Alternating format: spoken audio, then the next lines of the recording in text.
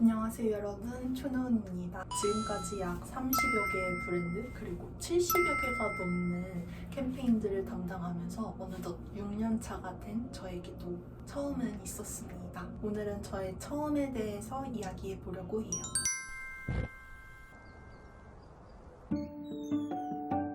이곳은 독립요리집.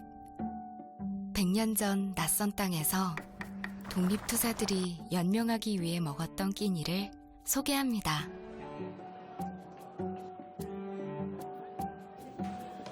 김구 선생이 일본군에 쫓기며 드셨던 대나무 주먹밥부터 태평양에서도 독립을 준비하던 동포들의 대구무침, 광복군이 되어 싸우셨던 지보경 선생의 파전병까지 그분들이 드셨던 한 끼를 먹으며 그분들의 정신을 되새깁니다. 100년 만에 되찾은 식탁, 독립요리집. 함께 시작하는 희망의 100년. 홉 투게더. 신한금융그룹. 2019년 당시의 과제는 대한민국 임시정부 수립 100주년이라는 역사적, 사회적 이슈를 축하하면서 신한금융그룹의 이미지도 함께 개선할 수 있는 캠페인을 제작해달라는 것이었는데요. 그런데 2019년의 광고계는 애국 마케팅으로 범람하고 있었습니다. 저는 이 애국 마케팅의 한복판 속에서 어떻게 하면 우리 캠페인이 돋보일 수 있을까? 그리고 어떻게 하면 우리 캠페인이 단순히 시류에 편승한 광고가 아니라 진정성 있는 생각의 계기를 전달하는 광고로 인식될 수 있을까라는 고민을 했습니다. 그리고 아이디어 회의를 앞두고 공부를 하다가 한 가지 사실을 발견하게 되었는데요. 바로 독립열사들의 독립운동이 중국, 일본뿐만 아니라 프랑스 파리를 비롯한 유럽 각지, 그리고 태평양, 심지어 미국 하와이까지 세계 각 지역에서 펼쳐졌었다는 것이었어요. 그리고 공부를 하면 할수록 그 당시에 독립열사들께서 드셨던 음식들에 대한 기록이 있다는 걸 알게 되었고, 아이디어 회의 때 이런 내용을 준비해갔습니다. 바로 독립열사들께서 드셨던 음식을 먹으면서 그분들을 기리는 체험형 캠페인을 준비하자는 것이었고요. 1919년과 2019년, 100년이라는 시간의 차이가 있지만 하나의 식탁에서 같은 음식을 먹으면서 마주 앉는 경험이 될 수 있을 거라고 생각했어요. 그리고 이런 진정성에 공감하면서 한 달 동안 6,000명이 넘는 분들이 독립요리집에 다녀가셨습니다. 저런 곳이 있어? 네, 안녕하세요. 독립운동가 분들이 드셨던 요리를 자, 들어오세요.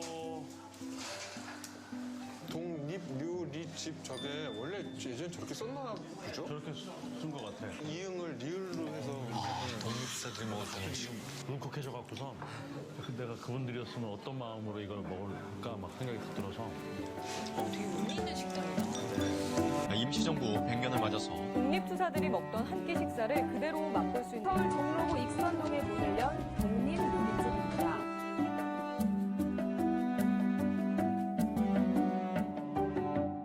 그리고 그해 독립요리집 캠페인은 대한민국 광고대상 금상을 받게 됩니다. 참 감사한 일이라고 생각해요. 하지만 저는 사실 캠페인을 준비하는 내내 눈치가 보였습니다. 보통의 광고 제작 과정은 아이디어 회의를 거친 후에 콘티를 구성하고 광고주 협의를 거쳐서 촬영, 편집, 녹음의 단계를 거쳐서 온에어 되는데요. 독립요리집 캠페인은 어땠을까요? 독립요리집 캠페인은 체험형 캠페인이었기 때문에 화복 기간 동안 오픈할 한옥 디자인의 레스토랑을 물색하고 섭외해야 했고, 메뉴판도 저희가 다 처음부터 디자인하고 역사적 고증을 거쳐서 독립열사분들의 후손을 찾아뵙고, 그리고 가게를 찾으신 손님들이 즐기실 수 있도록 소셜미디어 확산용 이벤트 아이디어도 구상해야 했습니다. 여러분, 이걸 다 누가 했을까요?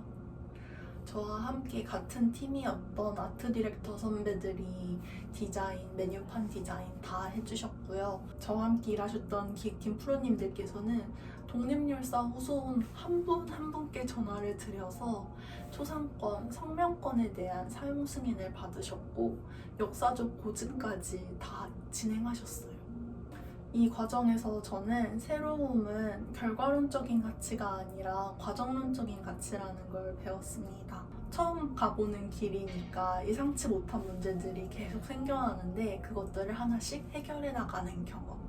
그리고 함께하는 스태프들과 함께 우리가 새로운 시도를 하지만 이것도 답이 될 수 있어. 이게 답이 맞을 거야 라고 설득하고 북돋우면서 함께 새로운 도전을 향해 나아가는 경험. 저는 새로움이라는 것이 정말 안전한 길이 눈앞에 있는데도 불구하고 그 새로운 길을 떠날 수 있는 용기라는 걸 배웠어요.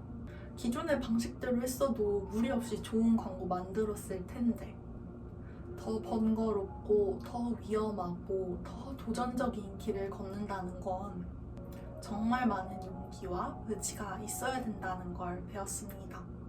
이 영상의 마지막은 저의 다짐으로 마무리하려고 하는데요.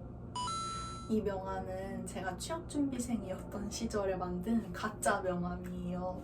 너무 카피라이터가 되고 싶어서 제가 가고 싶은 회사의 명함을 만들어서 책상 위에 붙여놓고 준비를 했었어요. 그리고 이 명함은 제가 실제로 합격을 한 후에 배치받은 첫 번째 팀에서 받은 명함인데요. 이렇게 너무너무 카피라이터가 되고 싶었고 간절했던 그 시절에 저는 어디 갔고 어느덧 6년차 카피라이터가 된 저는 요즘 광고주가 좋아할 것 같은 아이디어, 촬영에 무리가 되지 않을 것 같은 아이디어, 정답 같은 아이디어들을 아이디어 회의에 들고 가고 있습니다. 정답 같은 아이디어를 찾는 것도 사실 쉽지는 않은데요.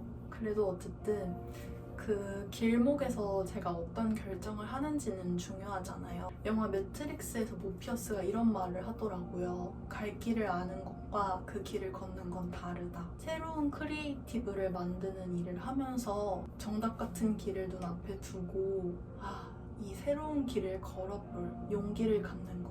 그게 지금의 제게 필요한 태도인 것 같아요. 그래서 오늘 제 이야기를 들어주신 여러분께 더 감사드립니다. 왜냐면 지금 저희 이 다짐은 여러분 앞에서 나누기 때문에 더 의미가 있는 거라고 생각을 하거든요.